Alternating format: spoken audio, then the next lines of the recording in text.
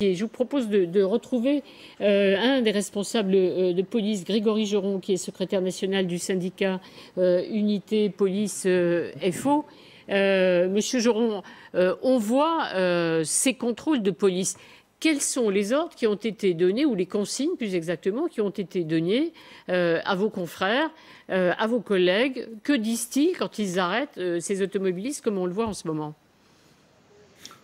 Je pense que simplement, ils essayent de faire appliquer, on va dire, le message politique et les annonces gouvernementales qui ont eu lieu hier soir. Donc je pense qu'aujourd'hui, c'est un message de pédagogie pour faire en effet comprendre et qu'il y ait une prise de conscience collective de la part des citoyens, où finalement chacun est acteur justement pour lutter contre cette crise sanitaire et chacun à son niveau peut faire en sorte de ralentir la propagation du virus. Maintenant, il faut faire preuve de pédagogie. J'ai envie de dire surtout, nous, ce qu'on demande, c'est évidemment que nos collègues aient les moyens de protection essentiels sur le terrain pour faire ces contrôles-là, parce que c'est évident que les personnels de santé doivent être en premier lieu équipés de masques, etc.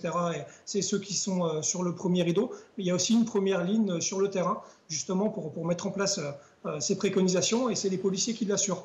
Et aujourd'hui, malheureusement, dans beaucoup d'endroits et beaucoup de services, il n'y a plus de masques, plus de gel, et on envoie les policiers, malheureusement, sans moyens et démunis pour mettre en place ces contrôles. Et Grégory Joron, on voit les policiers là, qui, en ce moment, effectuent des contrôles sur les quais à Paris, qui arrêtent des automobilistes. Ils sont effectivement, ils ont à leur disposition, ils portent ces masques de protection, ce qui, effectivement, est indispensable, sans doute, pour discuter avec ces automobilistes. Mais dans un premier temps, la consigne est d'expliquer aux Français, de les persuader que peut-être qu'ils ne respectent pas les nouvelles consignes, plus que de les sanctionner. C'est d'abord de la pédagogie avant la sanction?